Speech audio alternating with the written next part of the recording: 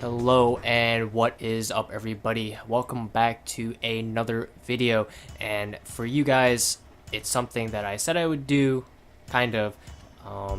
It's a little bit of an IO guide here for you guys who want to learn the hero. In my reaction to the IO Arcana, I said I would be making IO guides on this channel. So if that's what you subscribed for, this is the beginning of a series of guides I'm doing for the hero, because I feel like there's not enough good content on players to learn this hero, especially in lower MMRs.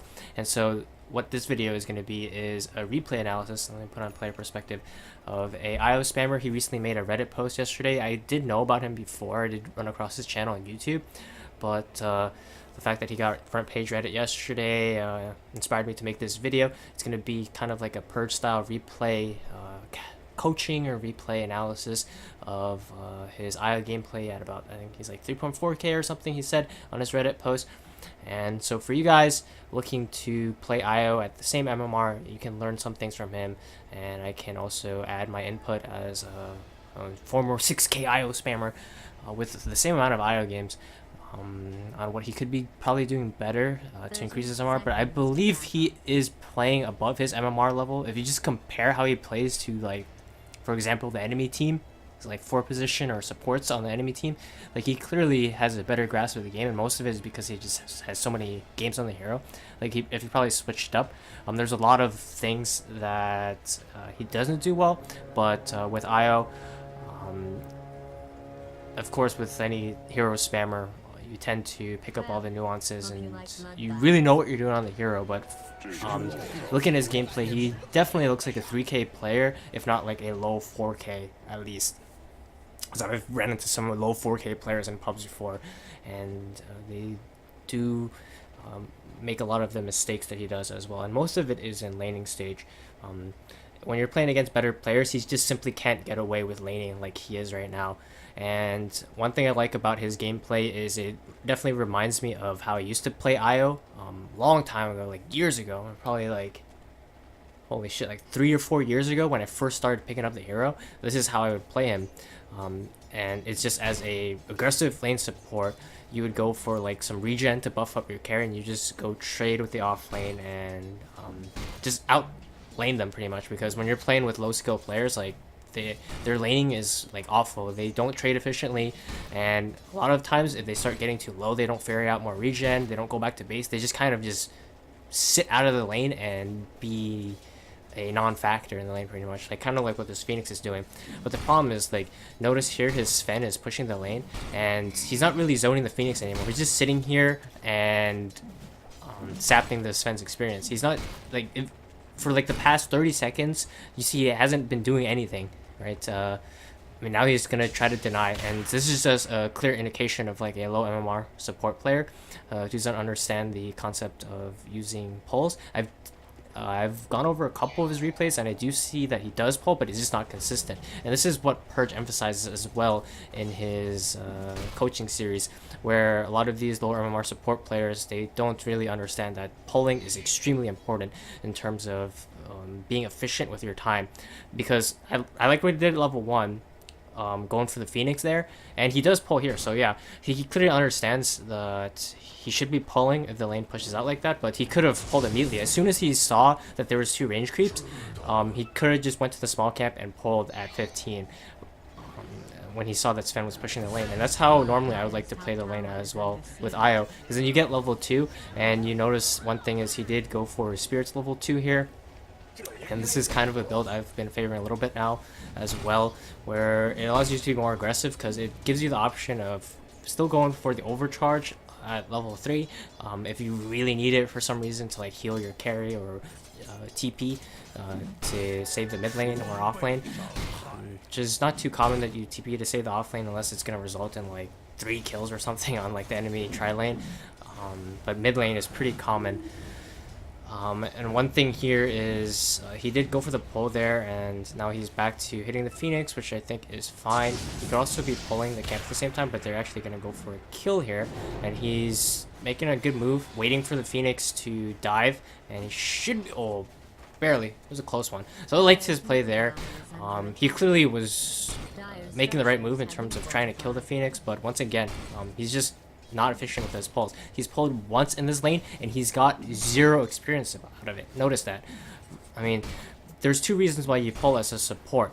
You need to pull to deny experience from the enemy team, but not only that, it's to get experience without sapping experience from the Sven. Because if you look at the Sven's level here, he's level 3 and Io's level 3. And this is good and all, but if he was playing this lane using the small camp pull, he could be level 3 and the Sven could be almost level 5.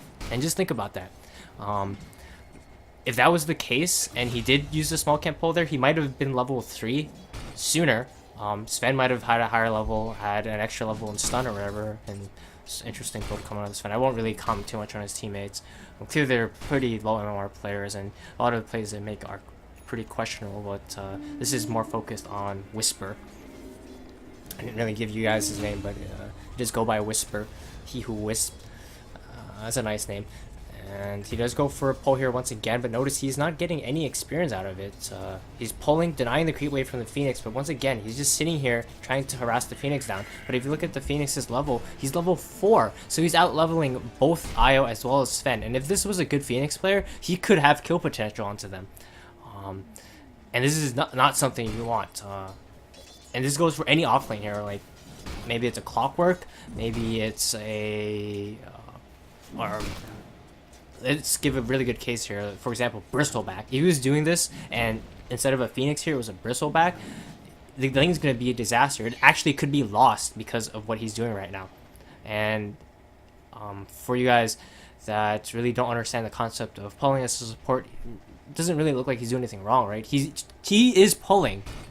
Like, he's not just ignoring the pull, not pulling at all. But the problem is he's pulling the big camp. It's denying some of the experience from the Phoenix, but not all of it. And the Phoenix is still being able to be in the lane here. Notice, he's getting a lot of experience out of this lane. 2 creep waves were denied, but because all this experience is being shared between Sven and Wisper, I'm actually on the Phoenix perspective right now. Whoops. But look at their levels. They're about even level. The Phoenix is 1 level above of them. So that's actually not good at all. And this did result in that camp being 3-stack, but he's just not touching the small camp pull at all. And I'm pretty sure it is not blocked. Let me just... second... Oh, it is blocked. What? Hello? It's not blocked, right? What's going on? It's not blocked. That was just weird bug. Alright. And tries to stack here. Should get the stack. But anyway, back to what I was trying to say. What I would have done in this lane immediately was... I would have zoned the Phoenix level 1 and I would pull immediately at 15 and then pull through. But notice what he did here. He waited until... Oh, he almost gets clipped. But he waited until 1 minute 50 seconds before he made his first pull, and it was on the big camp. And the problem with pulling the big camp is, sure, it stacks up. The creeps kind of take some damage, but like depending on the composition of the camp, it's not going to die. And you're not going to get any experience from it. You will deny away from the enemy team, or the enemy offlaner, but you will not get the experience. And he does get the kill here. And see... the reason why he's able to play like this and it's still working is because the enemy offlaner is just making mistakes and he ends up dying. And so turns out is he gets most of his levels from just killing the offlaner. And I've gone through a couple of his videos and replays, and that's mostly the case. The offlane just feeds, and this playstyle works fine when you're playing against pretty bad players that are just gonna die randomly like that. And it clearly shows that he's good at getting kills. He can hit his orbs, and he can get good reads on the offlane, do damage to them as an IO, and trade well. But the problem is Phoenix is still level 5. He's TP'd back in the lane. And if this was a stronger offlane hero, and I think Phoenix is a strong offlane hero, he's not playing very aggressively at all. He could play a lot more aggressive in his lane with his fire spirits. It kind of owns Sven as well as Io. Both of them are not. The Sven has a decent amount of HP. Io, it's not that tanky, especially with the build he's going for. No stats. He does have 2 fairy fires, and just notice his build here. He's not utilized most of it.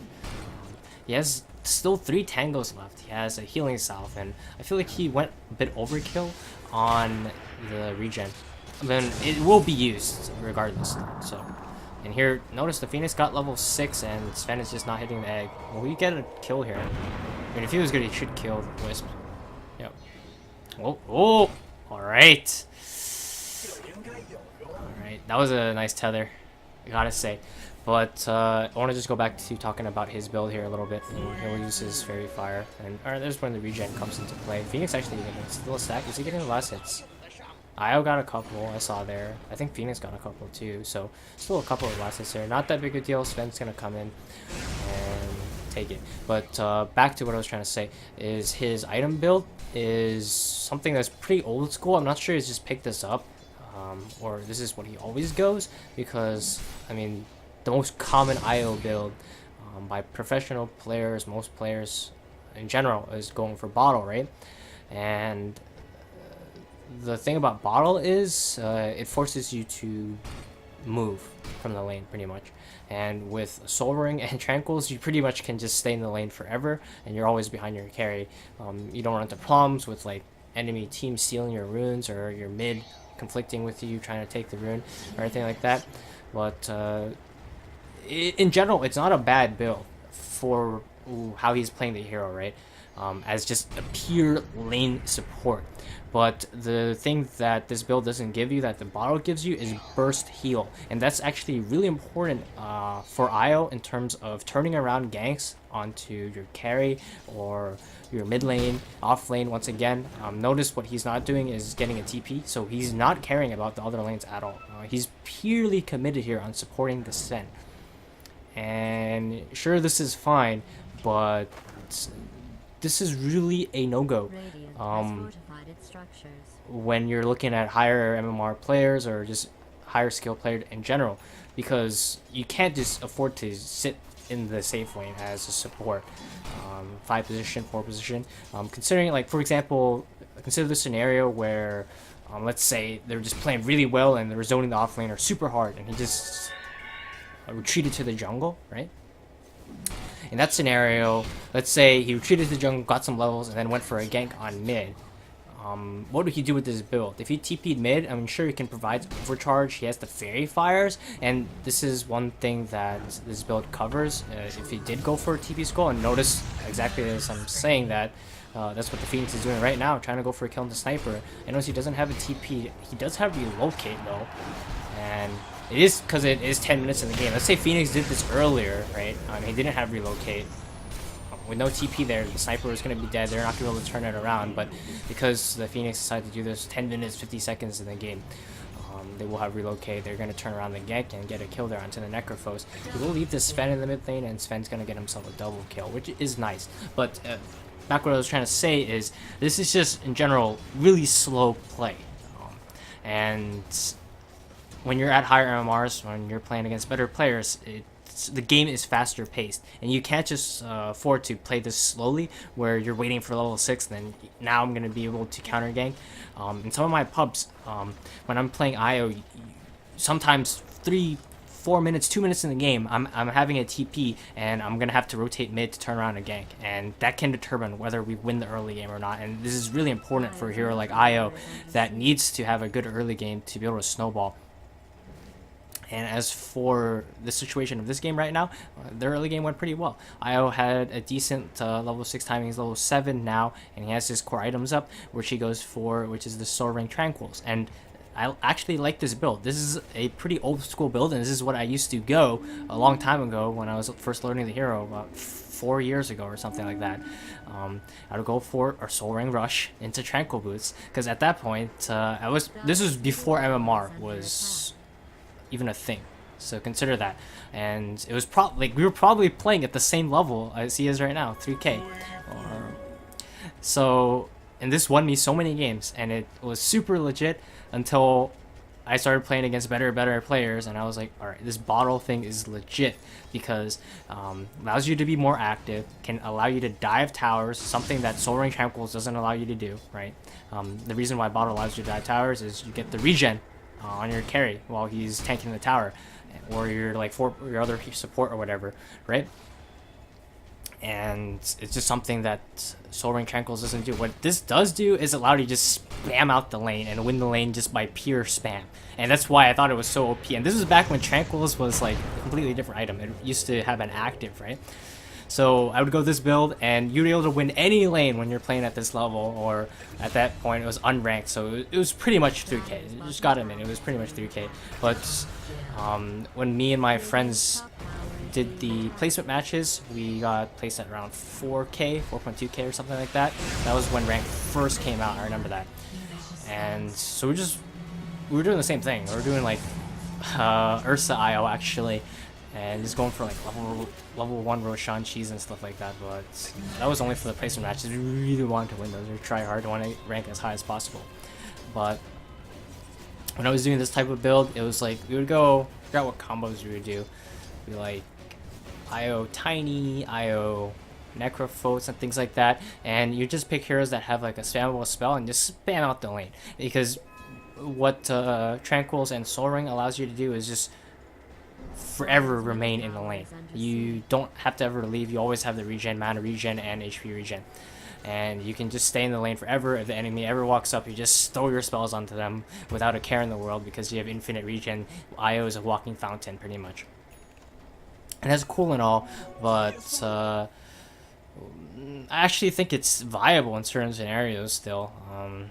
When you're purely playing for the lane and you just want to just keep in the lane as long as possible. When it comes to bottle, like for example, if you're playing against a hero like a Ricky or really annoying Roam or Treant Protector that's gonna just like sit at your bounty rune and not give you runes, it's gonna be super annoying for IO. It's gonna result in you having to go back to base a lot to refill your bottle, and it's definitely annoying. But the thing is, bottle is cheaper and it allows you to do what Soul Ring and the Tranquils does, which is a lot of net worth, by the way. 725 gold, and this is about 900 gold, right? Unless they change. How much is it? 975. So the cost increased, I believe. And now he's just sitting in the bottom lane. I don't know what he's doing. He's waiting for the Sven to come back. So at 15 minutes in the game, he hasn't left his bottom lane, which I don't think there's anything wrong with, just because of how the game is going. But it is something you don't see too much, especially the tower not dying as well at higher MMRs. I don't think they were saving the Sven there. He can have tried to overcharge him, but I think he was dead regardless. And then he would have died too if he tethered into the Sven. But he still might die anyway. He will relocate out now. Nice call to do that and pick up his urn in base. He should be okay here. It was a bit deep going for that one, and one thing he could have done was just heal the Sven, like just pre-tether him and heal him while he's hitting the tower, because he was tanking the tower there. I don't think the Sven should have died there. He also had a magic wand. I mean, I don't think the Sven should have been doing that. He didn't really need to tank the tower. Ooh, Sunstrike. Alright, he's gonna go down. Alright, could have dodged Sunstrike, but that's just how it goes. But just back to a playstyle thing. Let's see, he's level 9, so it's pretty high level. Let's look at the Sven's level. Level 11, he's pretty farmed as well as Mask of Madness, Echo Saber. He's gonna just go back to the safe lane. Just one thing to know about this game is it's just 16 minutes in the game. The Sven is still in the safe lane. He has Mask of Madness, Echo Saber, and the tower is still not died yet. Even though the Phoenix has left a long time ago, but there was some fighting back and forth, so I don't think that's really on anyone. But at this point, probably just gonna stick with the Sven for the rest of the game and go for the relocate. When you get this far ahead on IO, the gameplay is pretty easy. All you have to do is follow around the Sven. He can be a new player or whatever, right? But you're gonna buff him up. He's gonna hit creeps. He is irrelevant where he farms, right? He doesn't need to ever care about his positioning or how he can join a fight, because you have global relocate. It doesn't matter if he's super far out of position farming. You relocate him straight into any fight, and he will be able to contribute. And that's the strength of the hero in this type of bracket, where look at the Spectre just farming mid lane randomly, ends up dying. While not only is the Sven really hard to gank because he has an IO there to potentially relocate him out, heal him, or turn around the gank, he can farm anywhere pretty much, as long as it's like not in front of 5 enemy heroes, where Even then, if the IO is on his guard, you can just relocate this Sven out and save him for 5 heroes. They're going to try to relocate onto a Phoenix. It does not work out. Phoenix just flies away. It's one thing I know about his relocates is he doesn't really assess the full situation, and this is something that reminded me of myself when I was first learning the hero. Is you're playing against just in general just bad players, right? So you don't really care. You relocate in, you just click on the mini map, relocate, and you see heroes, and most of the time heroes are gonna die just because your carry is so overfarmed. Just look on the net worth right now, and we see that the Sven is near the top. The sniper is actually even far ahead. This is just a heavy stomp. So there's actually not much to say about the game, this game itself, but this is the best game I could find. So I'm going to just spend most of this game just talking about things that I've noticed in other replays that I've watched from Wisper, and just in general tips and tricks for playing the hero, especially at this lower MMR. So at this point, he's just really aggressive. I mean, I probably play the same way as well, so I'm not gonna knock this. But it's something you can't really do when you're not stomping, or when you're not playing against players that are just like AFK. Like half of the dire team's actually AFK. They're not doing anything on the map. I don't think anyone's doing anything on the map. They're just all trying to farm in some way, shape, or form. So can stand right next to, here he goes for relocate straight onto the Spectre. Let's go back and see. So he just sees the Spectre, he just relocates him, and then the Spectre just dies. It's all that. I mean, when you're playing in this bracket, this is gonna work most of the time. I would say it's actually like 10% puppy meme there, 10% of the time where it actually will just lead to you dying, but like 90% of the time you can just relocate in and see somebody, and they're gonna be alone, or their teammate are not gonna respawn in time, especially if your carry is really farmed. Even if there's like 4 heroes there, they're probably still gonna die because they just have slow reaction times on the enemy team. So I feel like that's what having low MMR is. It's just like you have not game lag, but brain lag. Everything just happens slower. And something is happening in the Spectre's head, trying to haunt him like that, but just dies there. No big deal. Alright. But what I'm trying to say is, when you're playing against better players, you really need to consider how you go in. Whether they have an escape ability, how close they are to a tower, is there a possibility that they have teammates behind them? Because when you're playing against good people, they're going to bait you in. They're going to show one hero and have a couple people sit behind them. Even in pubs, I've had it happen to me, and it's lost me games before. And that's why, I mean, I always think twice about relocating, because relocating aggressively, especially without a teammate to set you up, it's always risky business. Pretty much, it can really lose you the game. And I only picked this up actually playing at like really high MMR, like 6k. I noticed even in the 5k bracket, you can pretty much get away with just relocating straight onto people most of the time, as long as maybe you have some little bit of extra help from your teammate, and you'll get kills. But at 6k MMR, I noticed playing against like 7ks and things like that, they really have a better understanding of the hero, and they can play around there. And there were some sick orbs there onto the Invoker.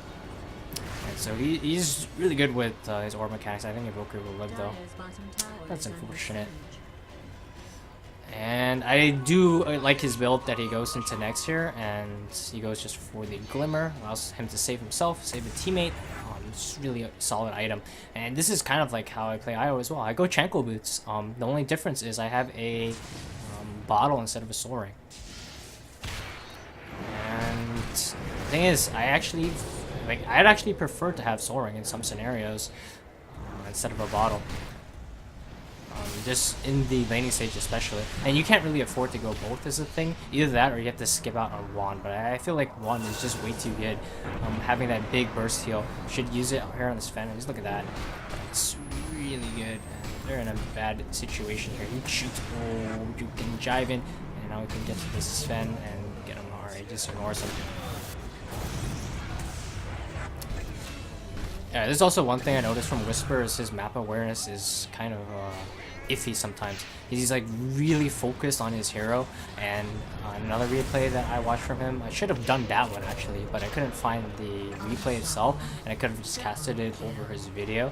And I might do that because I didn't watch this game before or anything. This is the first time I'm watching it, and this is just really big stop. There's not much to say actually, but that other video that he actually posted on his YouTube channel, I noticed that he just let his Sven die a couple of times just because he wasn't paying attention to what was happening to Sven.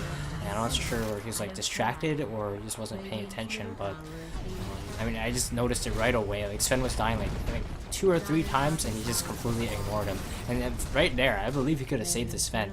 But he just like tethered back in, glimmered him, gave him a little bit of burn charge, but he just let him die. But at this point, it doesn't matter. As I said, they're so far ahead. They really have to do something incredibly awful to lose this game.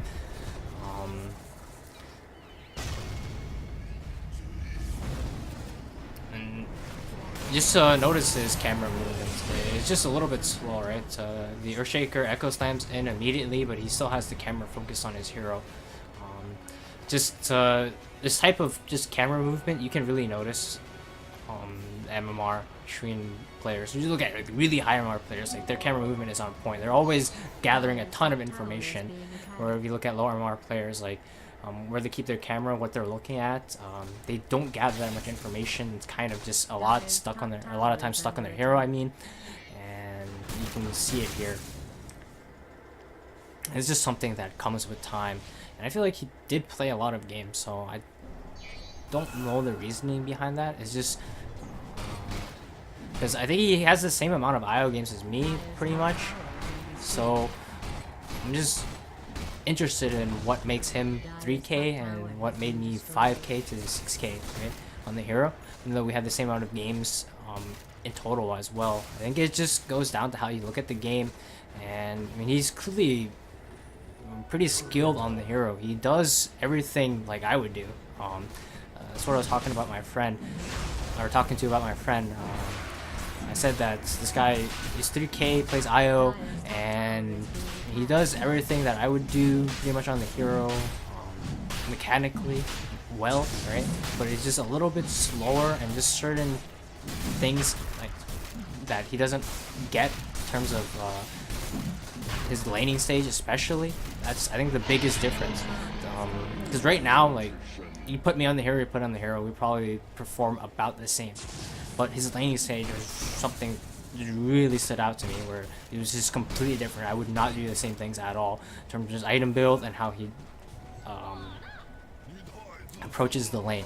It really reminds me of how I played the hero when I was first learning it, like 4 years ago. So this is like a pretty old school style. It's still working at 3K MMR bracket, but it's not really caught up with the times here. Try to play like this against higher MMR players, good players, and you're just gonna get punished really hard for it.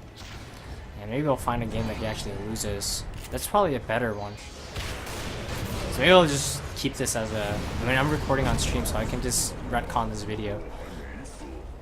And it's probably might be what I'm going to do, or I'm just going to keep it. It's a save file, upload it. Who cares? More content, the better, right? It's not like I'm going to annoy my, like, 50 subscribers that actually look at my video. Maybe. You just not watch it. Maybe, I don't know. But there's actually not much more to say about this.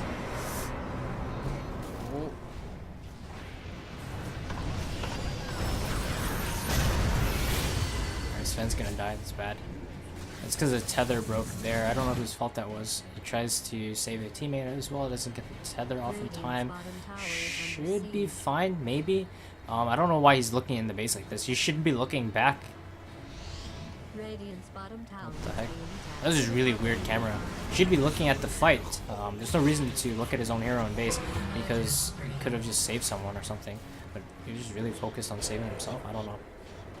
This is something I noticed. He doesn't pay attention to not only enemy heroes but his teammates a lot in terms of like checking what his teammates are doing or what the enemy heroes are doing. Just kind of really focused on his own hero, and it's back to what I was saying before. It just goes with not even experience. It's something that you just have to consciously pay attention to, and you might not even realize it, but it does make a difference, especially at higher MMR. If you're just all the time focused on your hero and you're not paying attention, like things are just gonna happen to you that you don't see coming, and that's never something that you want in Dota. Like if you're not clicking on enemy opponents constantly, like they're gonna surprise you with like a blink dagger, shadow blade, something like that, and it could lose you the game. And a lot of things is just kind of the small things that honestly that makes a difference between, and it's small things, but it's like a lot of small things, and you gotta kind of approach them one at a time, because you're always lacking when you're focusing on something else, right? Like say for example, like he's really good at hitting his orbs, but he has to put his mind on like making sure about, because in this game he's also not warding at all. They're not dealing with smokes or anything like that. It's pretty much a stomp, but you're gonna lose some mechanics or some just I don't know the best way to put it, but like say for example if you're like a carry, and sure, like if you're last hitting, no pressure, you're not having to watch the map or you're not doing anything, you're going to hit every single last hit, but the problem is getting the last hits while you're under pressure by the enemy. You have to watch the mini map, make sure that you're not ganked and things like that, and that does affect your last hitting and your farming. And that's just basically what I'm trying to say here is, sure, he's like really good at getting his saves off, keeping his hero alive, which is something that I noticed.